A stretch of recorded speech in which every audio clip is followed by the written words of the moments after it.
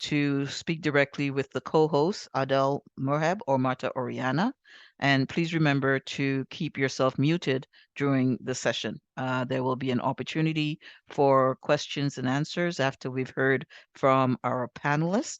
And we ask that you please use the Q&A feature to post your questions. Once again, you can find your Q&A feature at the bottom of your screen. Please do not post questions in the chat as we might lose track of them. But please feel free to introduce yourself in the chat, to chat to each other in the chat. But for questions for the moderators, for the panelists, please use the Q&A feature at the bottom of your Zoom screen.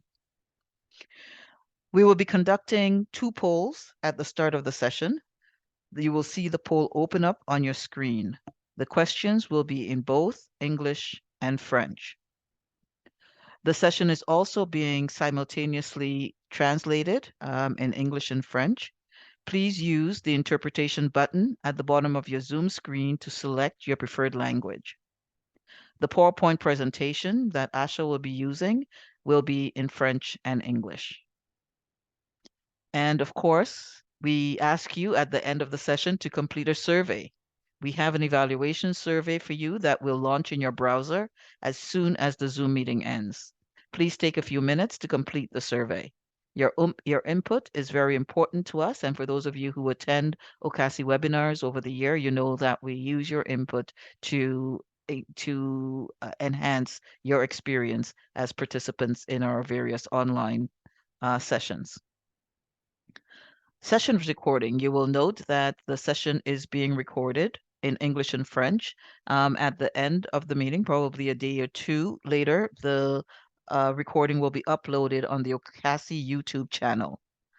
If you don't want your face to be on screen and on YouTube, then please turn your camera off. And I was going to say a note because Amy writes my speaking notes and often never shows her face on camera. So has come up with this whole idea that if you don't have your picture on, it actually enhances your experience of online meetings, that your bandwidth is better. I'm not sure that's true, but hey, I encourage all of you to keep your camera on so we can see each other, unless, of course, you do not want your face recorded and put on OCASI's YouTube channel. And self-care. We really do know that Zoom fatigue is real, so we encourage you to do what you need to do to take care of yourself first. Stay present, stay attentive to your body and to your emotions. Feel free to get up and move around, to leave if you need to just take care of yourselves. And of course, the most important part of my job this morning is to acknowledge the land where I am coming to you from. I am situated in Toronto on the traditional territories of the peoples of Turtle Island. Toronto is the Dish with One Spoon Wampum Belt Covenant, which is an agreement between the Haudenosaunee and the Ojibwe Confederacies to care for the land and the waters in the area. I especially want to pay attention as we are in this month of November, where we pay attention to women's history. And just last week, we paid particular attention to the ongoing gender-based violence that many, many women face. This is particularly important for us as our Indigenous sisters continue to push for acknowledgement and redress to the many innumerable number of missing and murdered Indigenous women and girls. This morning, especially for me personally, I've had a death in my family, so I also want to call in and bring in my ancestors. Those who came here as part of the transatlantic slave trade to the Americas, and those who more recently have landed and have made a life here in Canada and whose bodies are buried in this land. I call them in to our meeting this morning as well.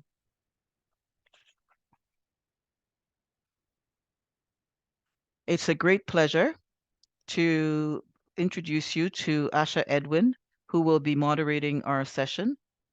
And also joining Asha are 2 of our sector leaders from OCASI member agencies who will speak to their experience of implementing similar policies in their respective organizations. Surranna Sandy is the CEO of Skills for Change, based here in Toronto and in other parts, not only here in Toronto, but in other regions here in Ontario and across the country. And Lucia Harrison, who is the CEO of KW Multicultural Center. This session is also made possible by our interpreters. So please welcome our interpreters who will be providing simultaneous French and English interpretation, Claudia Hoffman and Mercedes Amaretti. And now for the polls.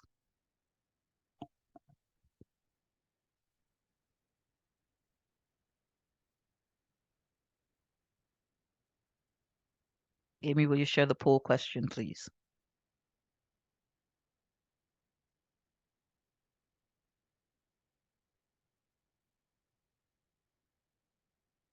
We're not seeing it.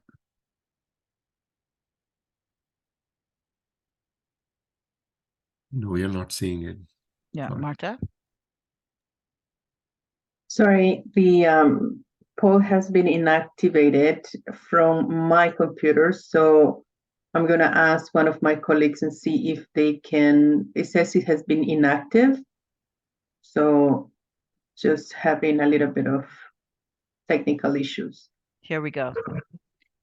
What region are you from? Let's get to know each other.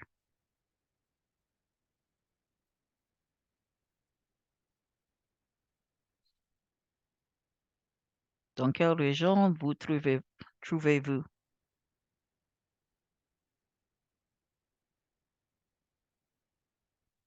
Click your region and press submit.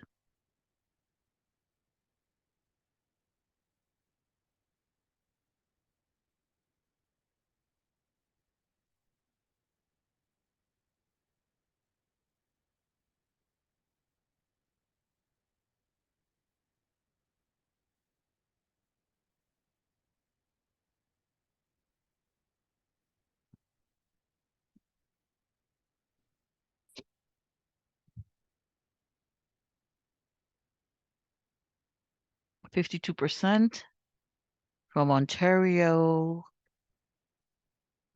Southern Ontario is well represented as well, and then evenly distributed between Ontario Central, East and Central West, which is the Greater Ontario area, as well as from Eastern Ontario and Western Ontario.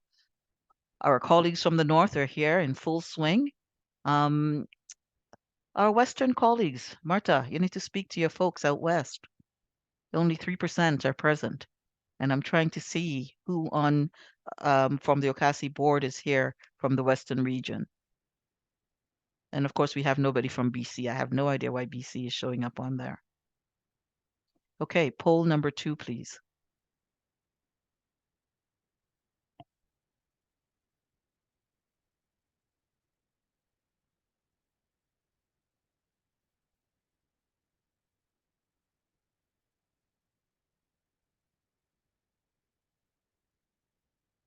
Do you have an anti-racism and or anti-oppression policy at your organization?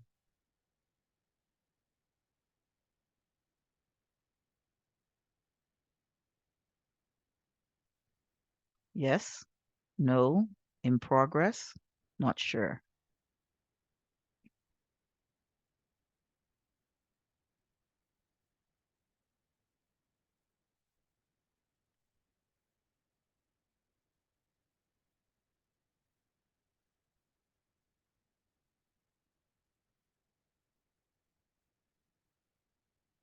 Very good. 69% of you have said yes, that you have an anti-racism, anti-oppression policy in place. 17% are in progress. I love this. This is exactly the results that we were hoping to see. We know that as a membership, we have been making anti-racism work, both in terms of policy, but also in practice, a priority for the sector. So very good to see that 69% of you have put a policy in place.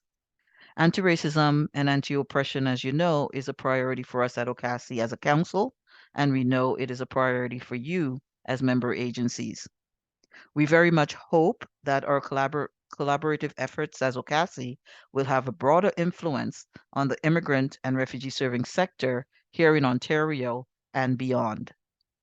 We started work with Asha on updating our anti-racism, anti-oppression policy over a year ago. The kit that you will see today is the outcome of a truly participatory process. The work was guided by an advisory of 14 people from OCASI member agencies from across Ontario, and they were identified through an open call that we sent out to member agencies. The advisory committee self-selected itself. I would like to take a moment to thank all of those who participated on the advisory for your critical engagement and for keeping us grounded and focused throughout the process. This feels like a document from the sector because of your role on the advisory. You can find the entire version of the kit, of the Anti-Racism, Anti-Oppression kit on the OCASI website. We will soon be uploading the French translation and the link to the 2 soft launch sessions from today and last week. We know that as OCASI member agencies, you have been thinking about and working on advancing racial equity within your respective organizations and across all areas of work. And many have anti-racism and anti-oppression policies in place, as we just saw, with 69% of you attending today having policies in place. And I think that holds true from last week as well. We invite you to share these resources with colleagues by having them curated on the OCASI website. We will be sending out a call for all of you with policies, all of you with promising and good practices to share your policies with us so that we can curate it in a resource place on OCASI's website so that other members and others can come in and pick and choose what it is that they can use themselves to implement in their own organizations. In the meantime, as you're listening, and if you're so moved, please send your policy to policyevents@ocasi.org. It will be dropped in the chat. That's policyevents@ocasi.org. Email us your policies, your promise and practices, and anything else that you think will be useful as we continue our journey to building an anti-racism sector. Now it is my great pleasure to introduce to you Asha Edwin, who will be presenting the ARAO kit and moderating this session. Asha Edwin of Ashare has been working with OCASI on a number of anti-racism initiatives, including an anti-racism environmental scan with member agencies, moderation of anti-racism webinar series, and now the development of this new anti-racism and anti-oppression policy. Asha, the floor is yours. Good morning. Thank you, Debbie. Good morning, everyone. I will get right into it, just to be respectful of time. Thank you for the introduction. Let me see if I can share my screen. Wonderful. So the welcome. I'll get just adjusting these screens. Go.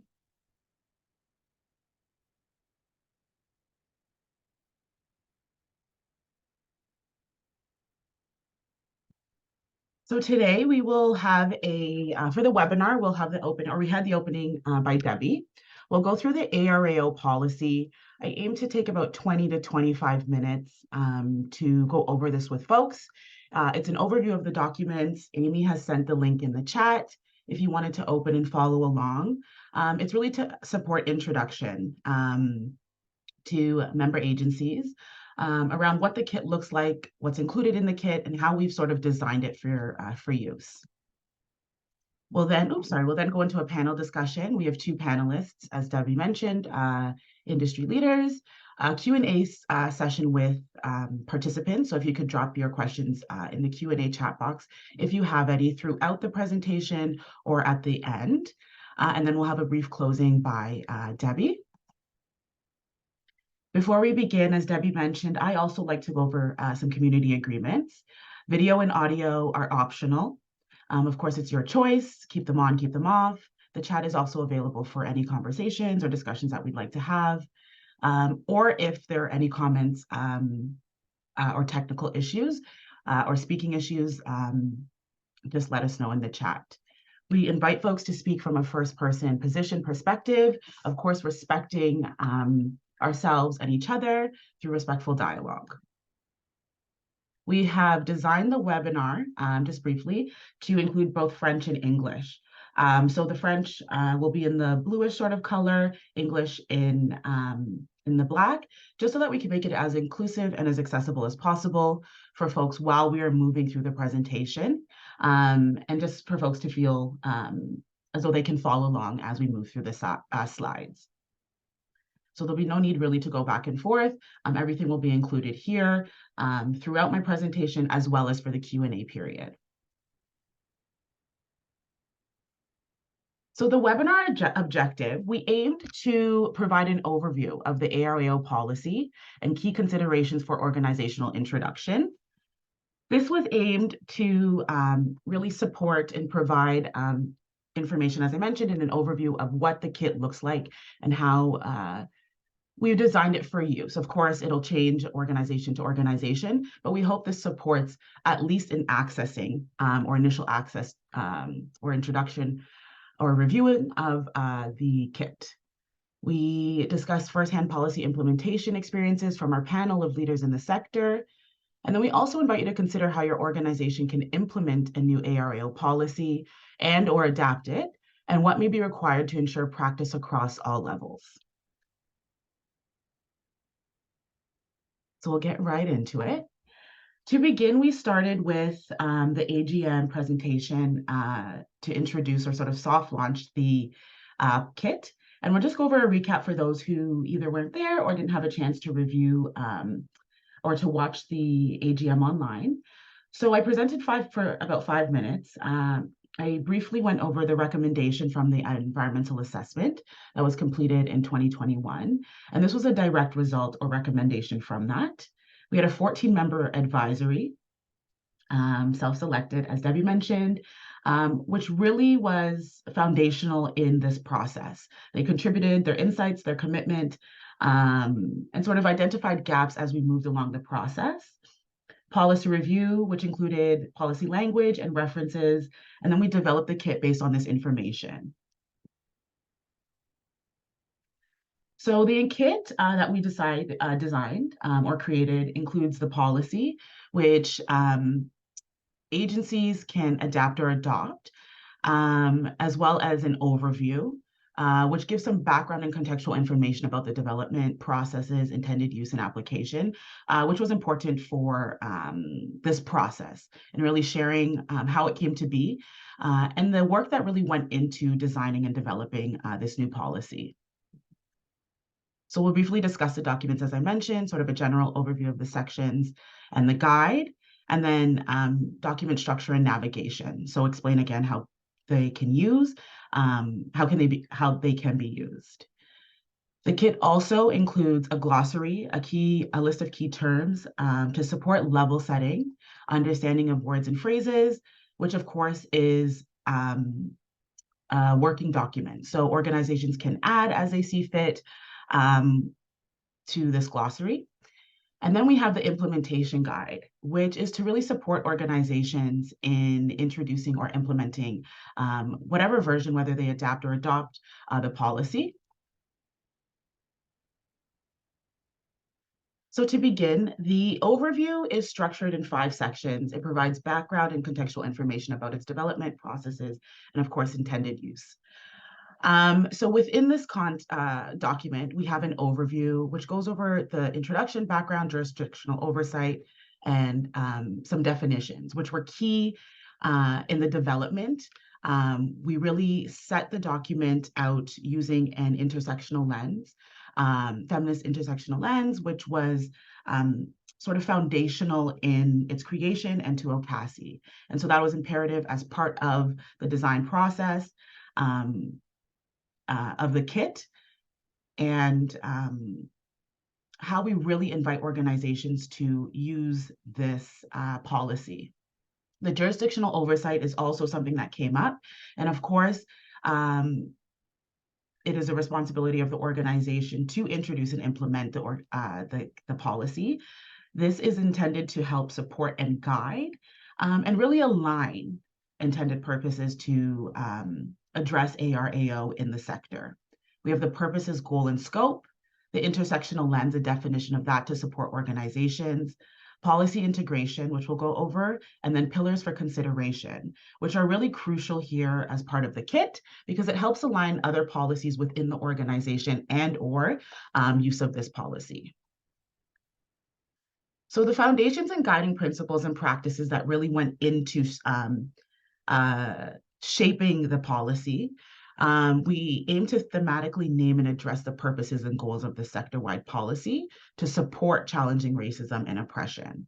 And so we invite organizations to apply intersectional lens, of course, to foster critical integration and application of the policy, understanding that organizations are at varying levels. But obviously the goal is to create an equitable sector and full participation for individuals, employees, and members of our communities. So in the text, you can quickly reference the intended purpose of each principle and practice to maintain consistency across the kit. And it hopefully aims to support with easy reference for your organizational introduction. So the intended guiding principles and practices here were to support sector progress, promote and advance the strategic and organizational action, proactively and systematically address racism and oppression, foster practices of community care and accountability. I'll come back to that. Encourage and support the settlement and participation of immigrants, migrants, and refugees in Canada.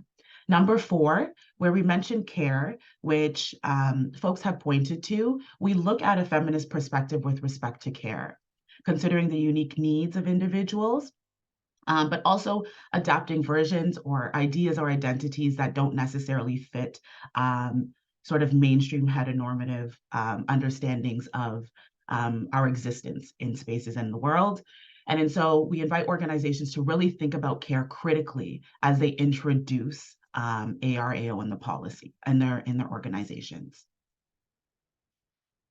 With respect to jurisdictional coverage and oversight, which came up and continues to be a conversation, which is something that informs sort of how we move forward with supporting organizations around ARAO.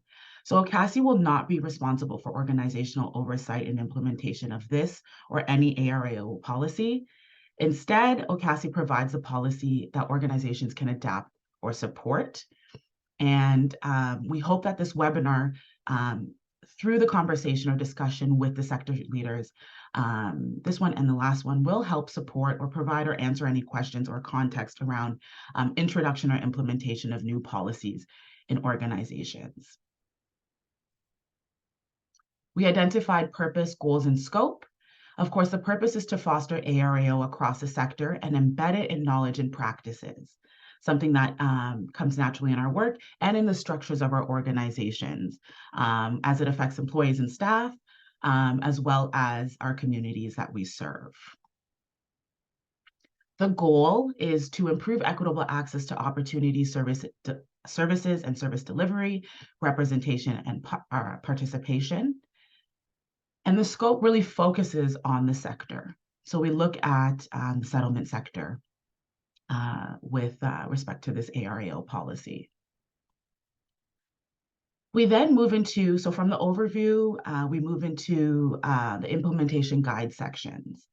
Here we've identified from intention to action, so it really builds on some previous work that we've done, development of the policy and guide, how to reference the ARAO policy, which might be not the most important, but one of the important parts of at least this conversation, considerations for introduction, the guide for introduction and implementation. We designed an example of a step-by-step for introduction, a step-by-step for implementation, and then obviously right here, as it says, an implementation guide sample. So it really does outline how organizations can use the guide and what they might identify as part of that process, and some sample best practices, and then we move into a short conclusion. With that, consistencies to support planning, we have in the guide identified the organizational plan to adapt or adopt.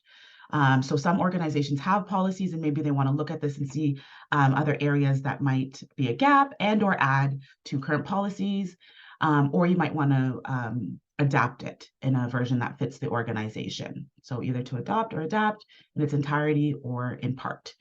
Identify and update in-text languages and language and resources. And we'll show an example, I believe, later on in the presentation, but we've bolded some text in the within the content of the documents that organizations would update. So it's easily accessible, and you can reference quite easily the areas that will need to be changed if you are adopting it.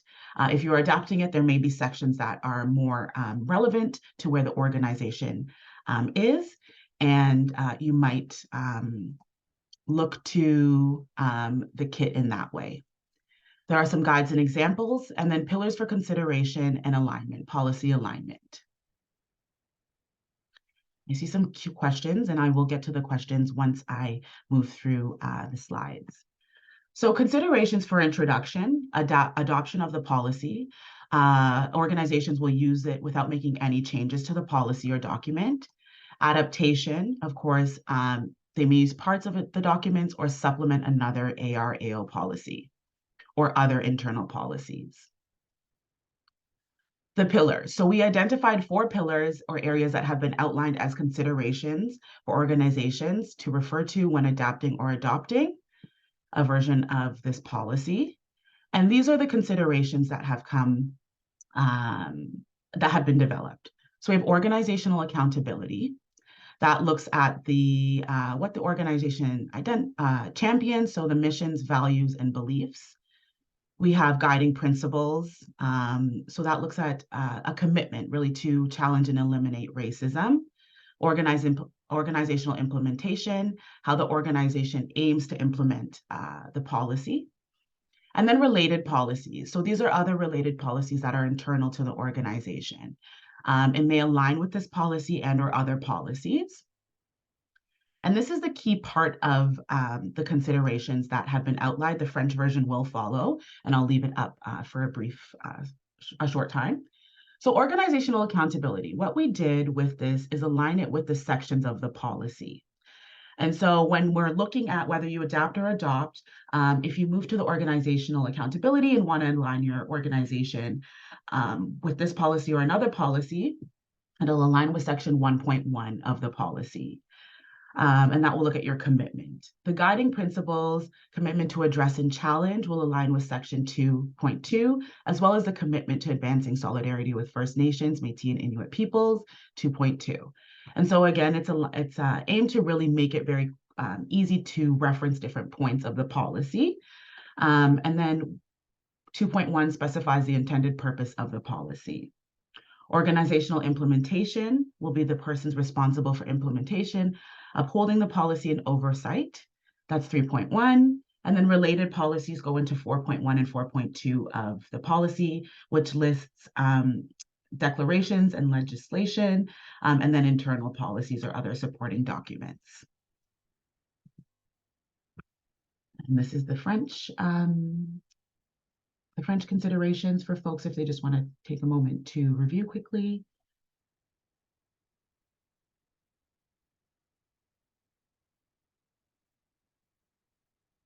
And then we go into the sections. And so we really aimed to create the policy to be accessible, the implementation guide to really carry you through the work of what we've done toward your introduction or implementation, whether you adapt or adopt, as I mentioned.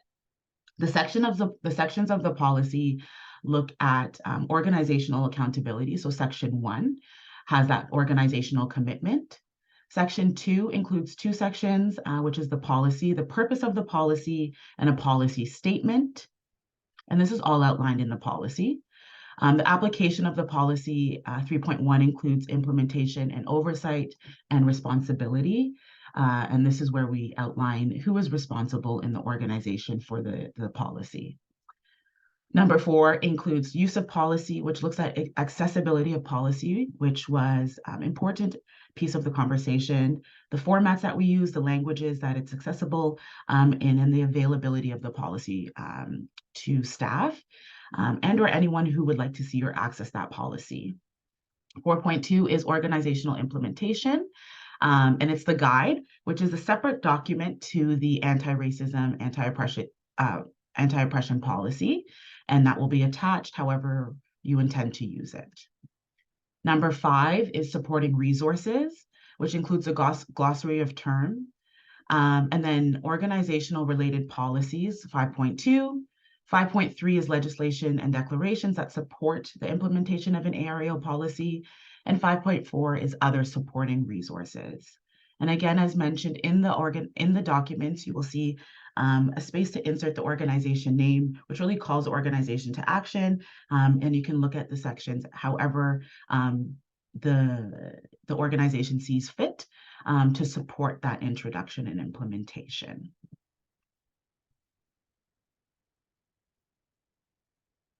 Moving forward, the work of the policy development would not have been done without the policy advisory.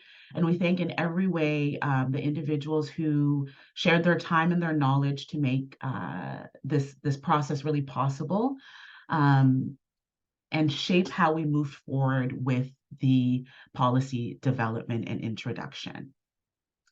And that wraps up the introduction to the soft launch of the policies, and hopefully folks were able to or the kit, and folks were able to follow along and found some useful information on how to use the policy.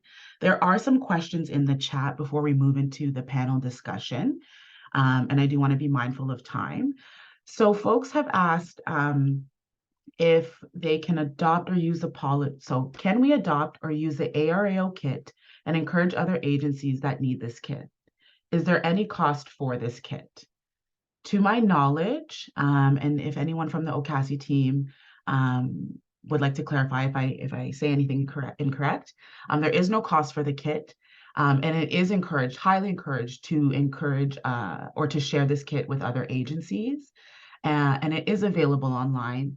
And a soft or a launch of the kit and access to the kit, links, etc., will be shared with member agencies.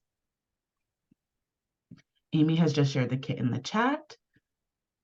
And another question says, we need support to develop and implement these policies in our organization. Is this something IRCC might fund in the new CFP?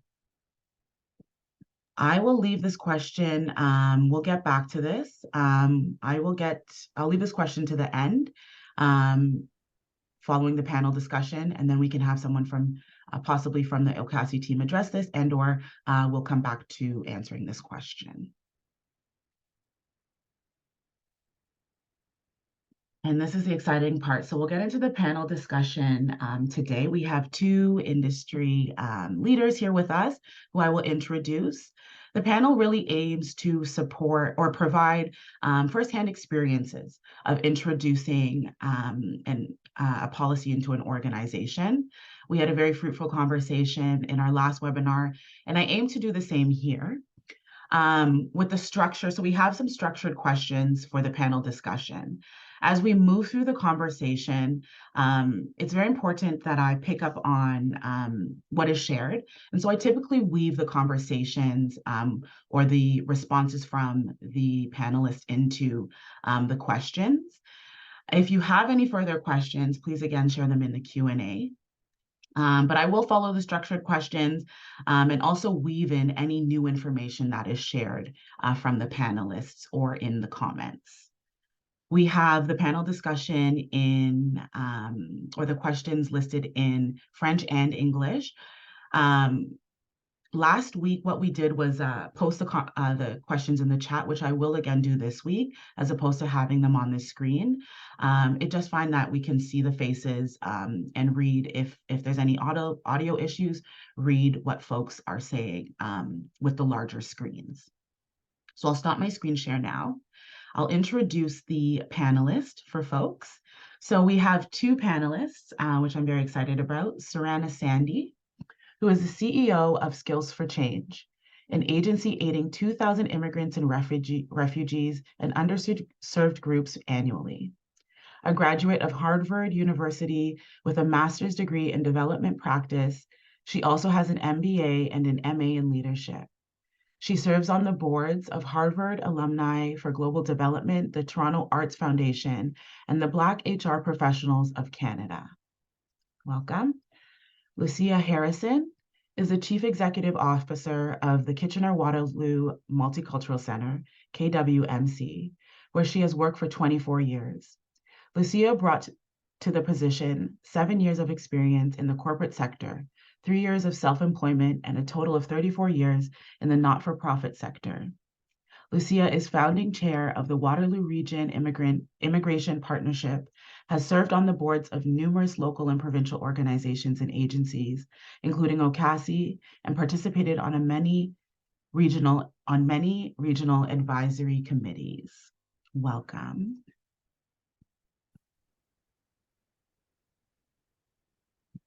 And to begin, we have outlined about 7.5 minutes for each question. I will ask each panelist to do an opening statement of 2 to 3 minutes, introducing yourself or sharing any additional information that you would like to share. And I'll begin with Lucia. Thank you, Asha. Yeah, for me, if I look at this has been a lifetime process for me, probably starting as a teenager. And what I'm very aware of is that when I look at our own anti-racism, anti-oppression policies, that it is a living document that will constantly need adjustment, change, updates.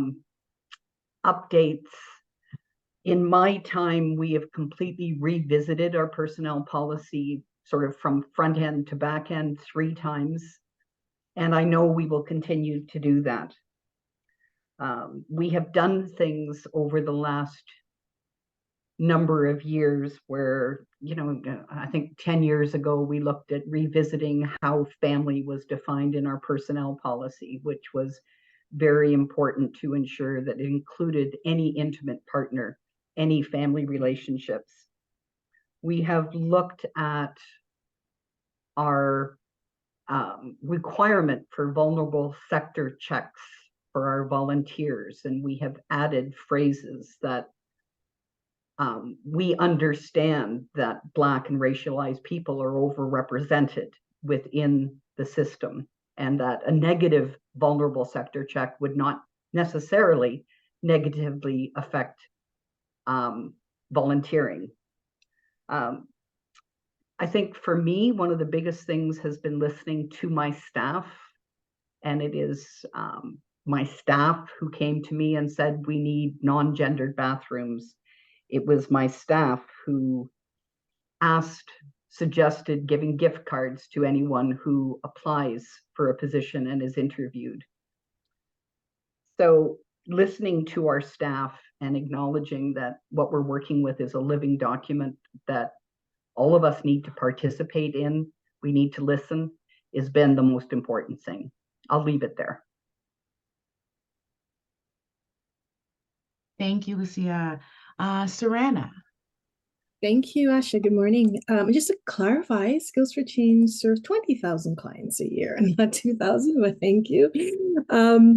So good morning, everyone. And just before we get started, I'm coming to you from the traditional territories of the Mississaugas of the Credit, the Anishinaabe, the Chippewa, the Haudenosaunee, and the Wendat peoples. And it's a pleasure to be with you this morning.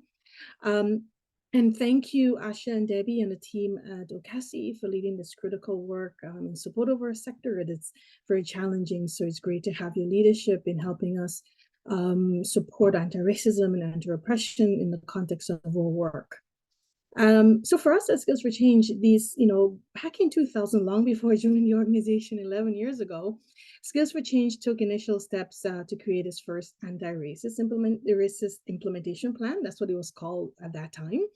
And it was divided in 2 phases. It started looking at addressing governance, personnel practices, and complaint procedure, so that you see all aspects of the organization, from the board leadership to how we hire and train and integrate people, and to how our clients and community may be able to provide input on their experiences through the complaint procedure so that we can make adjustments. And it was also extended to volunteer recruitment and development, and the way programs and services were developed and implemented in the second phase. Over the years, there have been ebbs and flows in our focus on ARAO and how we do this piece of work. But our organization, as you may be aware, is deeply rooted in supporting newcomers and underserved communities. And implementation of RAO policies, it's not just a moral obligation, but it is fundamental aspects of our mission and ensuring adherence to all policies and statutes legally mandated. But as we work towards empowering our clients through our services, whether it's settlement or employment or training and development, we know how critical it is that we have a working environment, client service environment that is really free from biases and systemic barriers, both to internal stakeholders and external stakeholders. So we want to ensure that everyone who is accessing our services feel valued and respected and supported, and that our colleagues who work in the organization feel the same. So, because it's more than just providing services, it's about fostering inclusion and belonging, and diversity of experiences and voices are not just heard but also integrated within the fabric of our work. And we know, we as in the board, our staff, and leaders, that failing to address ARAO internally really could have some negative impact on our clients, the colleagues that work with us, and all the other partners and stakeholders with whom we engage. Because it could perpetuate the very barriers that we working to break down through the work that we're doing, such as discrimination or cultural insensitivity. And that could impact client successful integration. It could impact how they feel empowered. And because our clients' trust in us really depends on our ability to provide a respectful, safe, and understanding environment. So as we do the work that we do, we're trying to embed the understanding that ignoring these aspects could really lead to loss of faith in the services that we're providing. And more importantly, we could see a loss of faith in the belief that that a more equitable and inclusive society is possible for people who are coming into Canada. So this commitment to having an ARAO policy is more than a policy, really. We're hoping and working towards it being a cornerstone of our ethos at Skills for Change. So we hope that we can create a future where equity and inclusion are not just ideals, but realities for the diverse groups that we interact with on a daily basis. So that being said, I'll just pause and look forward to continuing addressing some of the other questions this morning. Thank you, Surranna. Thank you for correcting. I dropped the zero, so 20,000, which is great. So thank you both for your introductions. I will begin with the first question, but I wanted to include some of what was shared around feedback, providing input and understanding, and how that feedback is really critical to how organizations move forward with introducing policies, particularly around issues of ARAO, which vary for individuals as they come to understand it or utilize it, approach it, and live it out in organizations. And when we're thinking of that, we ask, how do you ensure your ARAO policy is socialized throughout your organization, including employees, board, volunteers, clients, vendors, and it is active and present while also using that feedback and impact of either acceptance, if you will, or dissent from this introduction to move this conversation forward and to address some of those issues that live within organizations and the impact it has both internally and externally. And Surranna, I would like to ask you this question first. So I'll post it in the chat for folks to see. And then also weaving in that idea around feedback and understanding and input as it impacts policy. Thank you, Asha. That's a really good question. And so as I mentioned, this policy have been in place in the organization for a number of years. But when this policy, the work started, it was different environments and focus and understanding. And the last few years, considering growing concerns around social justice, and in particular the global response and awakening to the murder of Mr. George Floyd, also alongside escalating incidents of homophobia, anti-Asian sentiment that we saw during the pandemic, Islamophobia, anti-Semitism, we at Skills for Change decided to take a review, an update of ARAO practices and policies in the organization. And we knew what we didn't know. So we decided, instead of trying to do this ourselves, creating initial working groups, we thought, why don't we partner? So to socialize towards developing and reiterating your version of ARA policy, we partnered with Curated Leadership Inc., a consulting firm, to deliver comprehensive training program for all staff. We started in April 2023 on a monthly basis. So Curated Leadership with this program is structured to unfold over a year.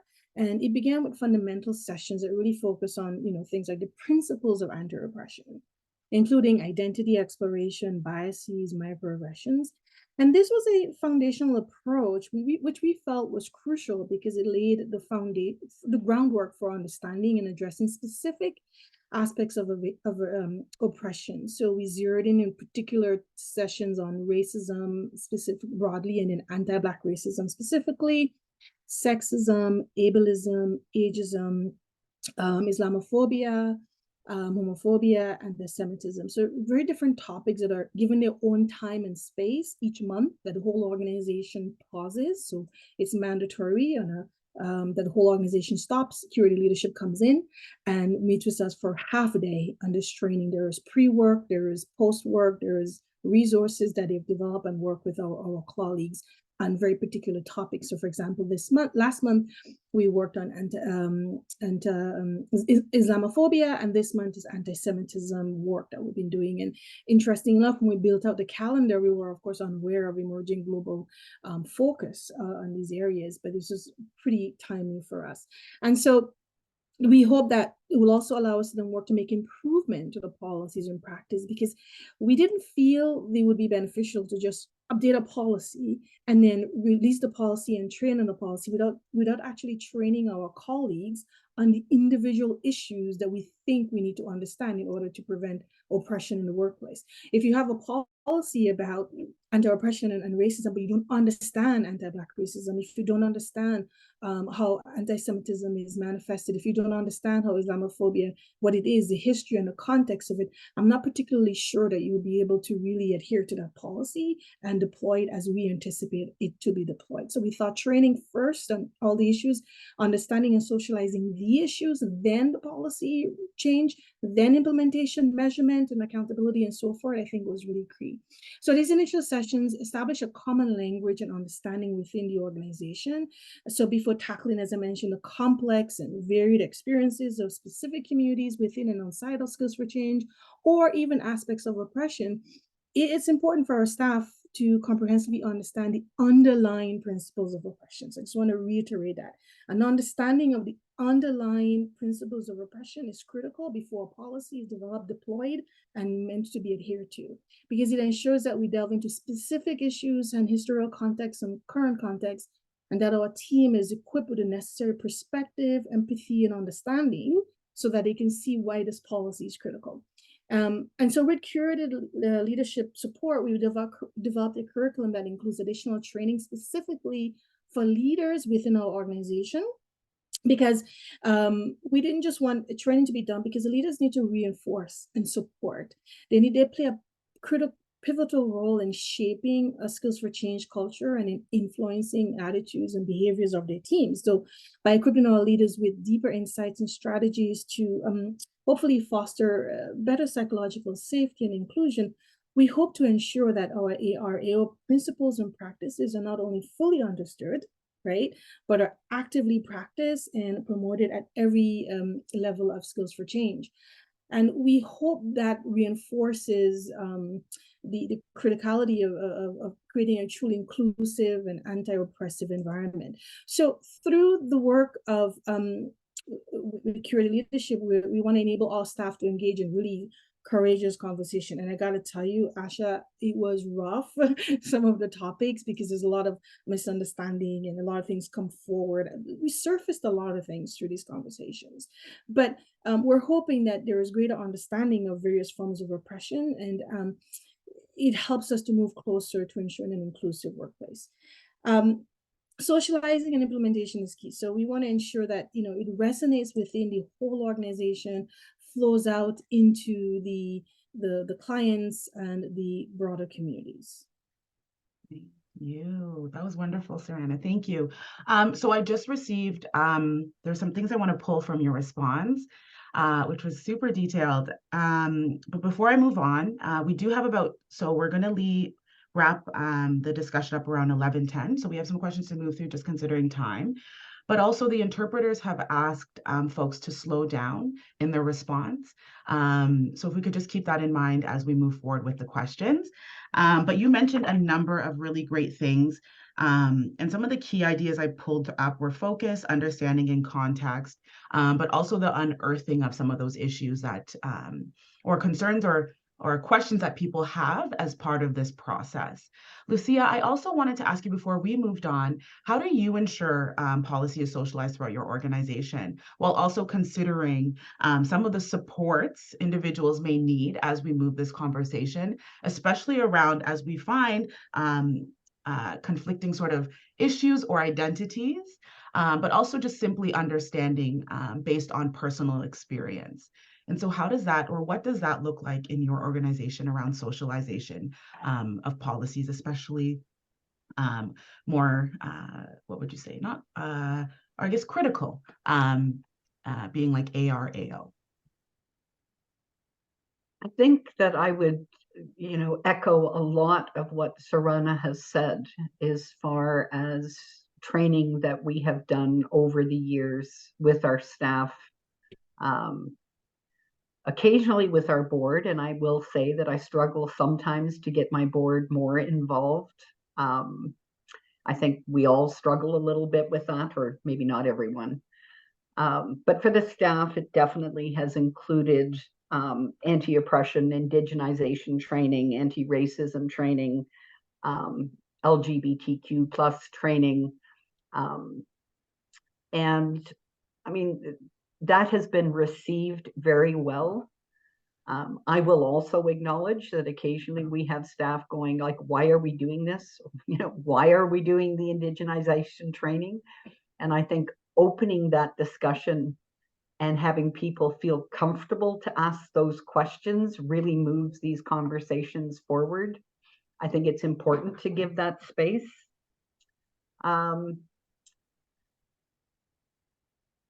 I said we struggle a little with the board, and I think we also struggle a little with our clients, that we, not in how we serve them, but how we bring information to them. And you know, hosting informational sessions, encouraging people to attend. I think the other way that we have socialized this is, again, having the dialogue. So very recently, acknowledging with our staff that hate is on the increase at the moment. And for us to look very seriously at what that means to how we serve our clients, what that means to how our clients feel coming into our center. And that conversation I found very helpful as well.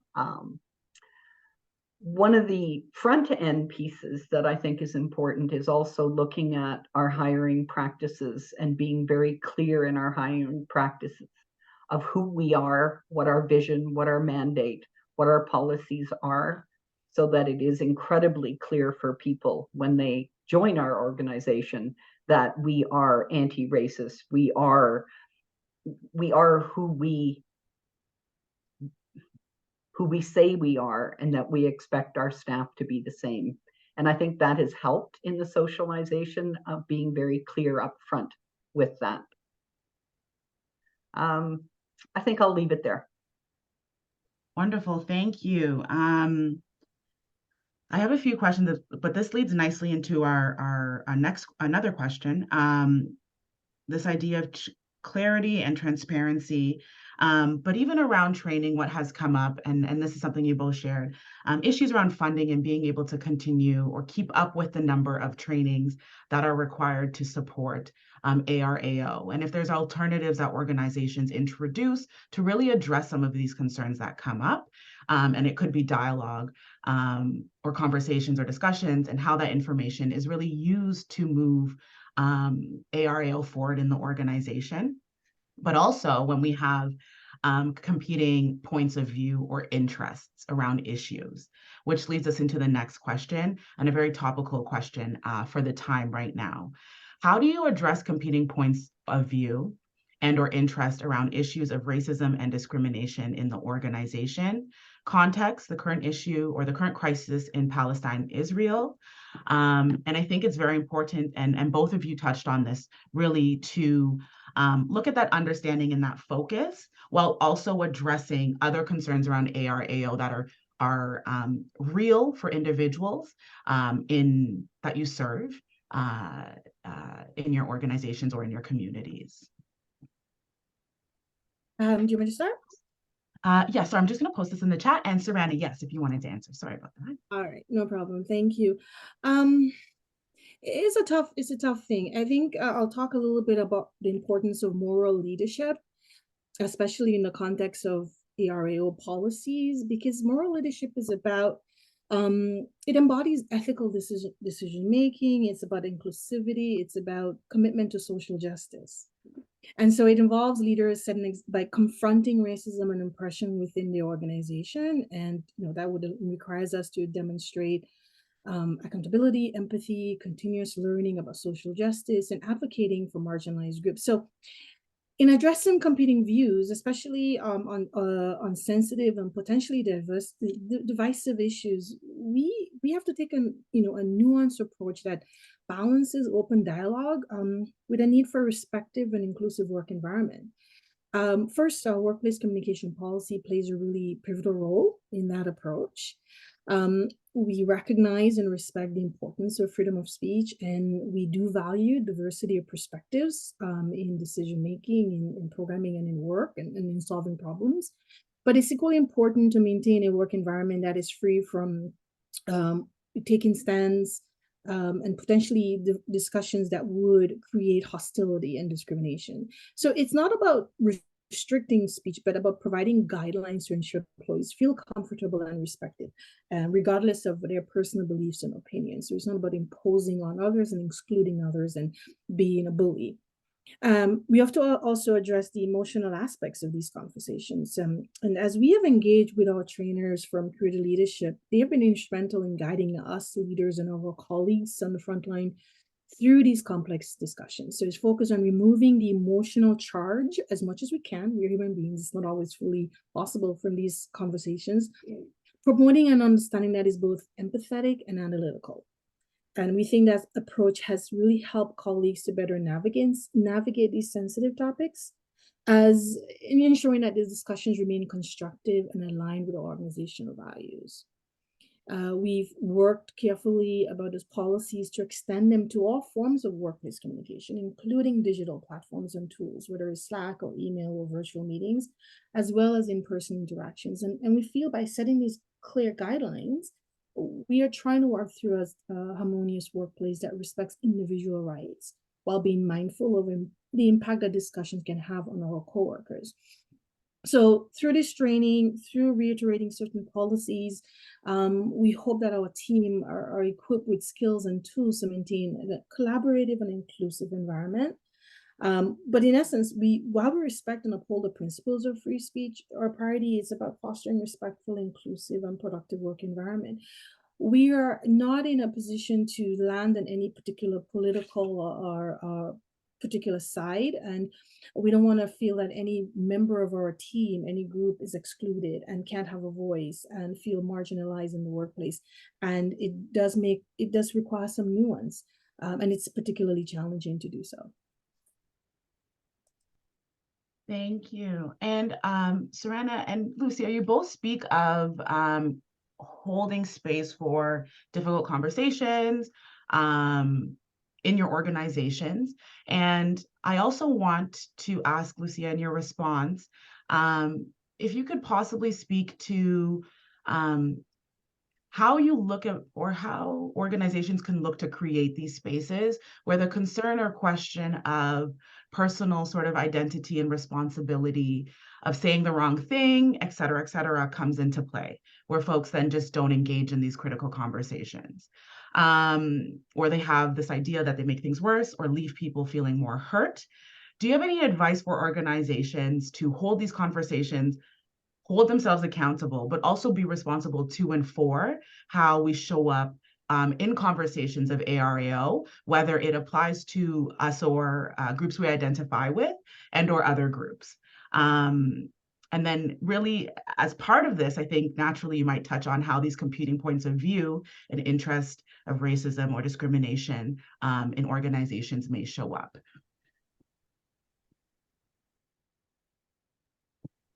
Sorry, Lucia. I think using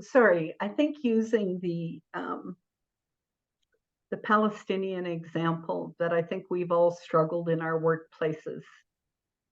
And in conversations with my leadership team and with staff, tried to bring it back to look at things through our diversity, our equity, inclusion lenses that we have developed over the last 20, 30 years. And trying to bring it back to look that way, to look at our language, to look at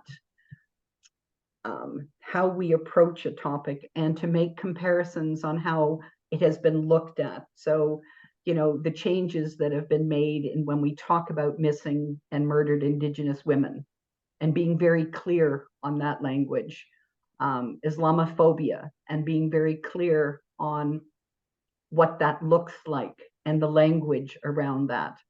So using the Palestinian example, I struggled, and I think many of us have, but, you know, coming out to say, okay, if I apply everything I know about diversity, equity, and inclusion, what is happening in Palestine is genocide. So we have other things that are happening. We have a Hamas that has done atrocities. We have, but that keeping that diversity, equity, inclusion, and everything we've learned over the years is important as we look at our anti-racism and anti-oppression policies. I think creating the space for dialogue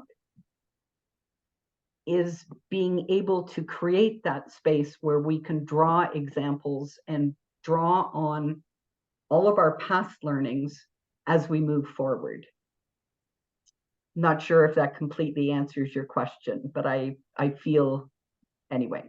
No, it does, Lucia, and it's perfect because Surranna had mentioned something, being empathetic and analytical, that I wanted to highlight here as being a really critical piece or component of this conversation, but also something organizations can take away, which also lends itself to OCASI sort of foundational framing and being a feminist organization, using at least the lens or framework that's applied, and using an intersectional lens as it comes to this work, which I think is an important part of equity. And when we look at care, because if we look at the feminist work, it both takes an empathetic and an analytical approach to issues that are at hand. And I think that's something that can be useful for organizations, at least to lean into as they approach this policy and this idea around knowledge and introduction and implementation, when considering the components that are required to socialize this policy, having those difficult conversations, but also seeing perspectives outside of and beyond ourselves that are very unfamiliar and are criticized in the larger landscape of ideologies, heteronormativity, patriarchy, all those sort of things that exist, and how that really can inform how we move forward with ARAO, but also those difficult conversations and realizing theoretically what things are and the reality of how they're manifesting in society, especially as we identify and come to critical or competing conversations or issues or interests. And with that, I actually wanted to ask you both another question around zero tolerance and inviting people into this conversation. And this was also around being clear and transparent about the organizational positioning and mission. And we often hear that organizations have a zero tolerance policy for any form of discrimination or oppression. And what does zero tolerance mean in your organization for folks to take away? And to sort of speak to a question that was asked in the chat, when we look around commitments that are not followed or even worse, violated. Surranna, I would like to start with you if that's okay. Yeah, thank you.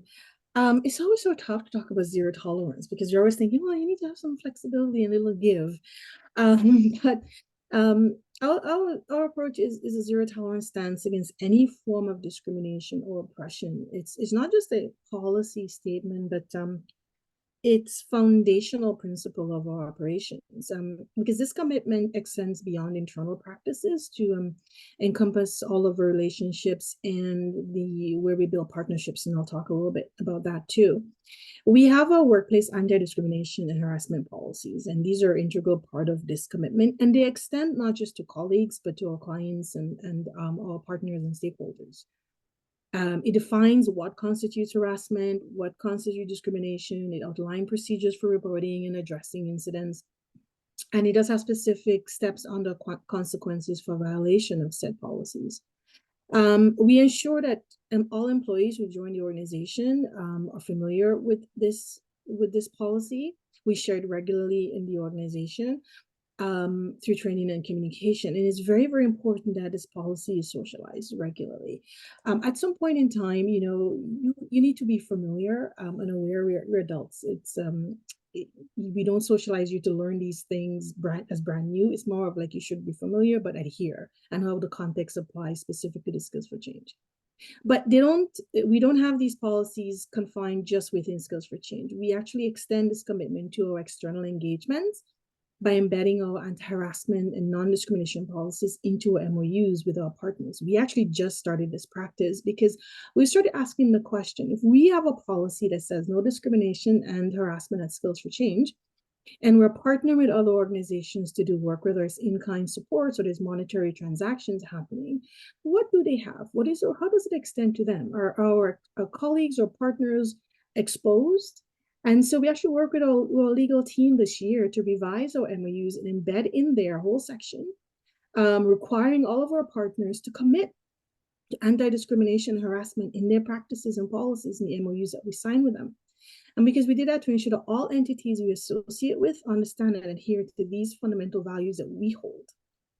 And we believe that including these policies in our MOUs, we're setting clear expectations and standards for behaviors and practices, not just within our organization, but in our broader network of partners.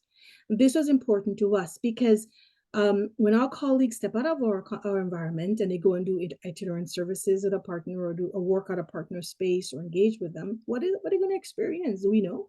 Do we know they have the best experience? So they're going to be discriminated against? They're going to face harassment. We don't know if the partners have the same values and commitments we assume. But I want you to sign with us that you have that and you're practicing that so that people that we send to you are having the best experience, but also we feel that you're treating your clients, your staff in the best way possible. And this, I think, approach underscores our resolve in creating a safe and respectful environment for everyone that's associated with Skills for Change, not just everybody who work at Skills for Change. It's also served as a very proactive measure, I think, to prevent potential issues and ensure a very unified stance against any form of discrimination or oppression, in all of our collective work in our sector. So, in essence, our zero tolerance policy is about both action and accountability.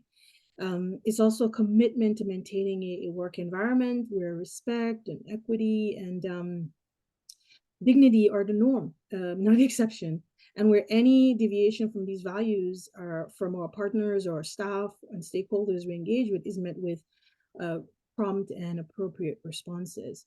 It reflects, I think, our dedication not only to addressing issues as they arise, but also hopefully drawing attention to how they could arise and preventing them through embedding a culture of awareness and respect both internally and among our partners.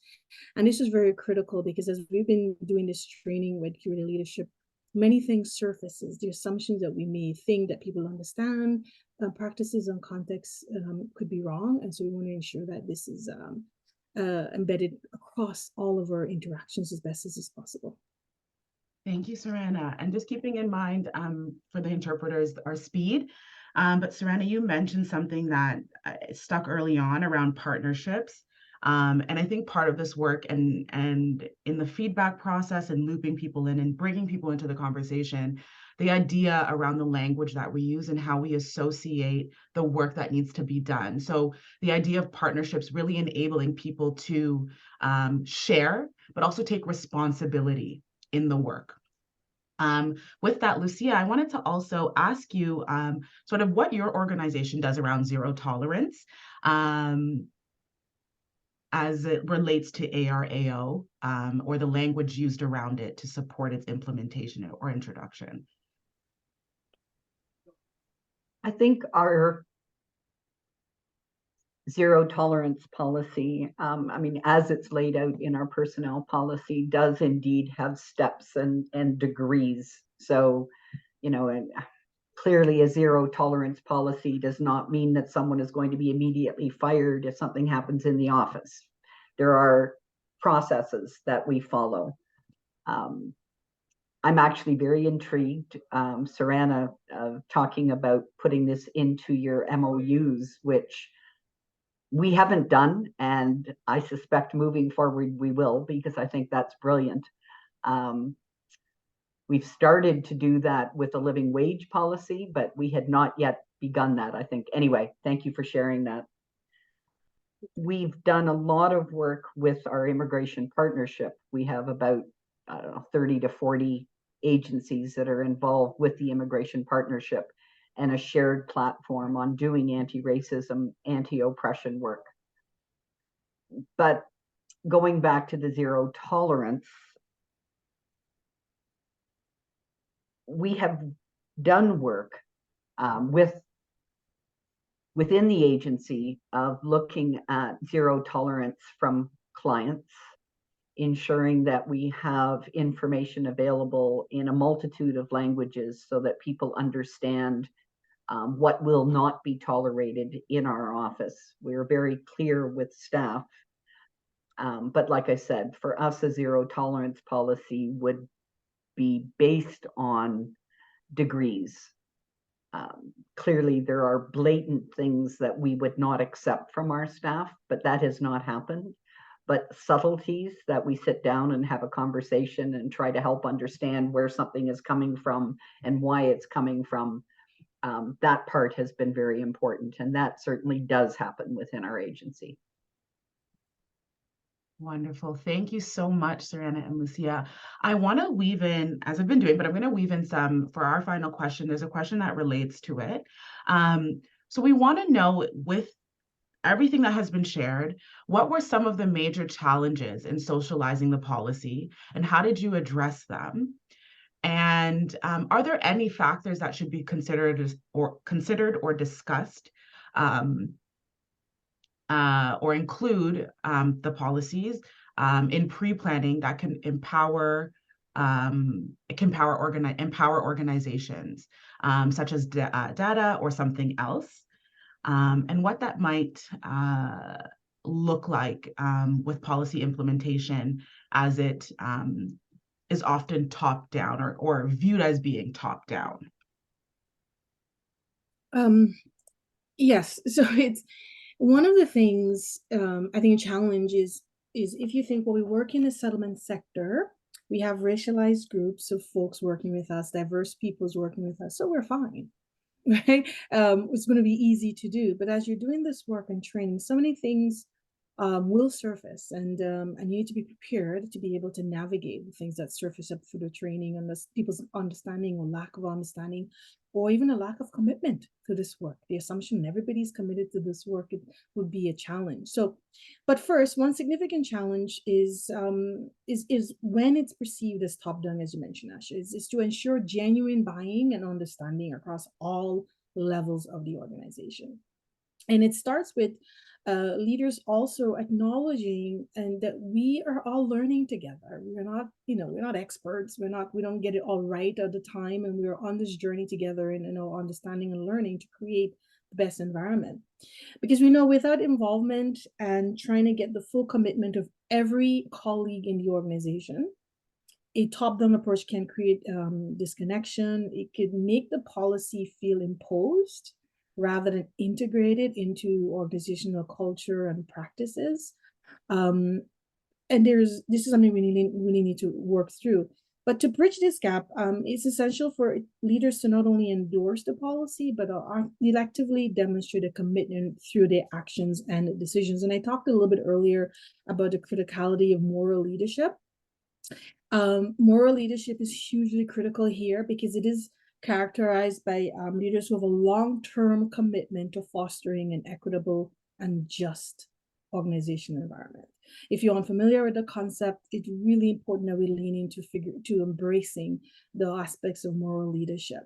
And I'm just going to reiterate again, it's about accountability, it's about empathy and continuous learning.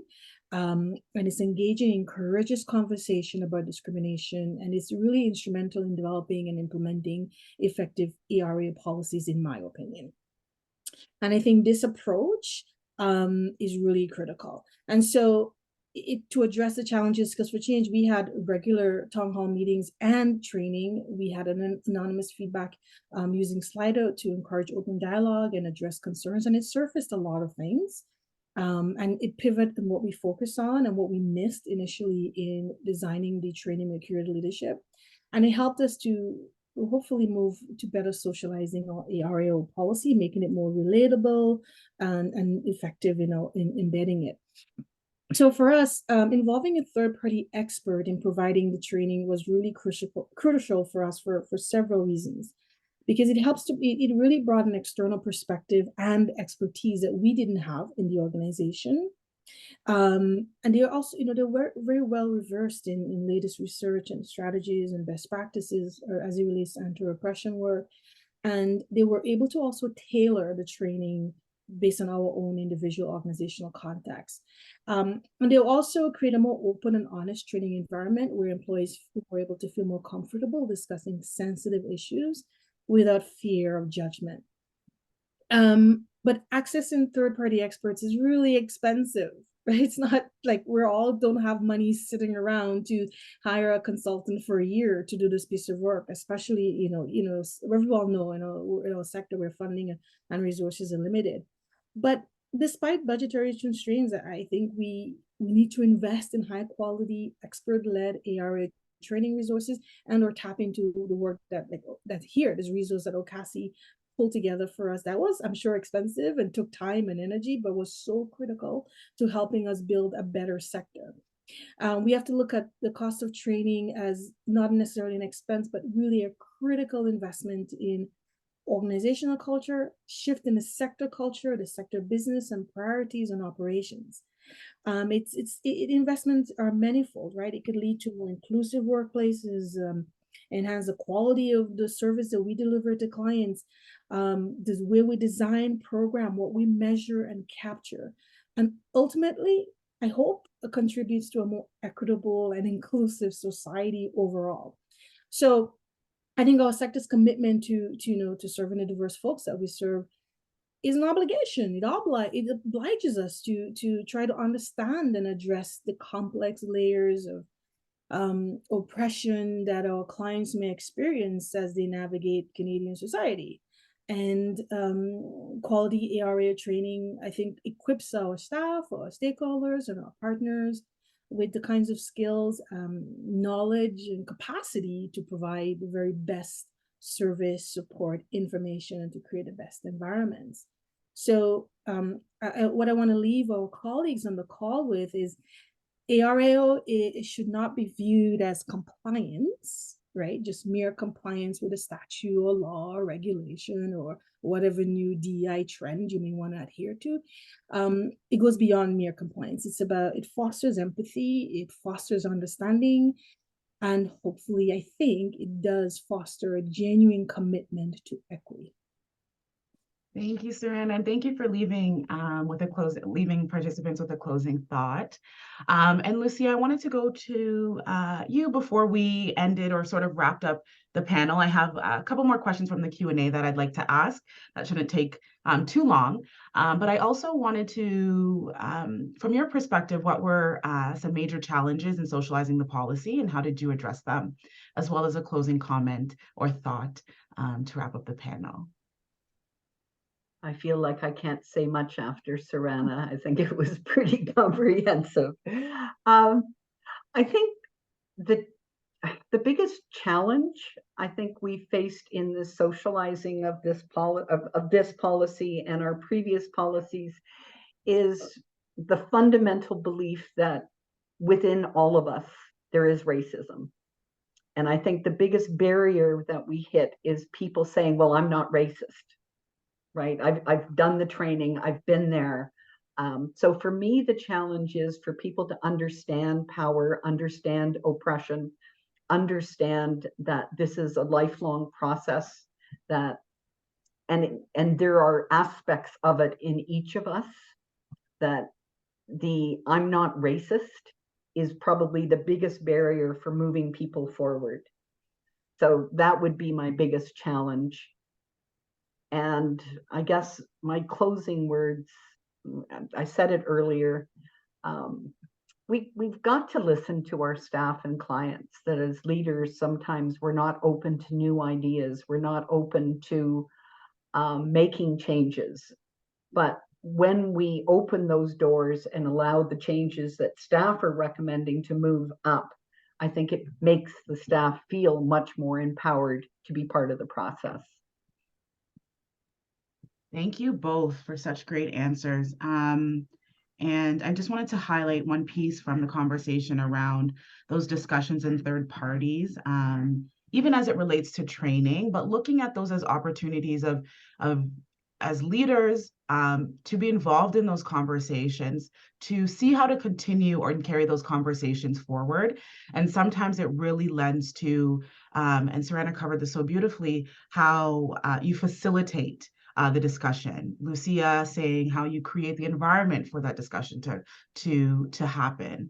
And so thinking about how we're shifting, as Surranna had mentioned, the culture of the organization to be one where open dialogue is really prioritized and seen as being critical and influential on how the organization moves forward.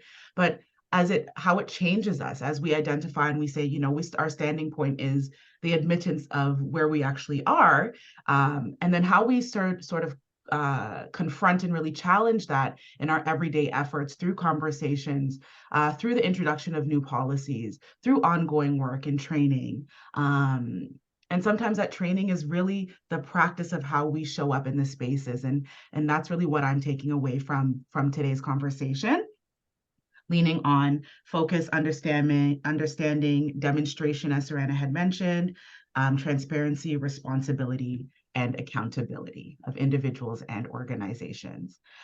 So I wanted to thank you both so much for your contributions to the panel questions designed for this conversation. But we do have one more question. I was able to weave in the other questions from the Q&A, but one more question from someone that asks, do you think this policy now should be adapted according to what is happening currently in the world and the freedom of speech that was in challenge with our government? And Lucia or Surranna, if you could provide an answer or response to this question. So can you repeat the question? I wasn't sure. Yeah, so I'm just going to read it. If the person can correct me if I'm reading it incorrectly. So it says, do you think this policy now should be adapted according to what is happening now or currently in the world and the freedom of speech that was in challenge with our government? Well, I think it's always important, whatever your policies in your organization is always, it's the living documents that you iterate based on external factors, changing policies, shifting societal norms and values. So I think, yes, you would view it in the context of your work, the people you serve, the stakeholders with whom you work. and modify to ensure that it supports the organization, its mission, its values, pushing forward, and its vision of whatever your vision is for your organization. So we shouldn't ever view a policy or a statement or an approach as static and firm. It should always be ready to be evolved based on shifting internal and external context. Thank you. And Lucia, did you have any thing to add or how to support organizations with this question? No, I would agree with Surranna, and I've said it earlier that this is a living document that we need to look at and revisit. But I think that implementing this with what we know today, what we've learned through our anti-racism, anti-oppression work, what we've learned through our diversity and equity and inclusion work, that needs to lead this, not current events. Love the response, is beautiful, and really highlighting the commitment and ongoing work and practices around ARAO. I'd like to thank you all for participating in the panel and discussion, and I'll hand it over to Debbie, just to keeping in mind time. Debbie, there is one question, and I'm not sure if OCASI can answer this. It was around, we need support to develop and implement these policies in our organizations. Is this something IRCC might fund in the new CFP? Absolutely encouraging organizations to include ARAO as part of your proposed work moving forward with IRCC and with other funders, right? When the provincial funders come on site in the next couple of years, we encourage you to make this a standing budget item. As Lucia and Surranna has said, think about it as an investment, a critical investment in organizational culture, but it also part of the important work that we're doing in creating the kind of society that Debbie, I'm sorry to interrupt, but we cannot hear you and the interpreters cannot hear you. Oh, that's pretty strange. Can you hear me now? It's better, still quiet. Oh, okay. How about now? Better. Oh, okay. Sorry about that. I had all of these things plugged in, and I'm a techno peasant. So yes, I strongly encourage all agencies to include anti-racism, anti-oppression work as part of your proposals to IRCC, but also with other funders. In the next couple of years, we should be going back to our provincial funders in terms of renewing our funding relationship with them. You will see in the call for proposals from IRCC, they talk about gender plus analysis all over the place. Let's name it anti-racism, anti-oppression from here in Ontario. Include it in your proposal. Ask for funding support to adopt policies, but also to do the ongoing training that's required. OCASI certainly will continue to provide anti-racism training and other trainings. We talk about working from an intersectional place that continues to be true for us, and it is something we want to continue to develop within the membership and the broader sector.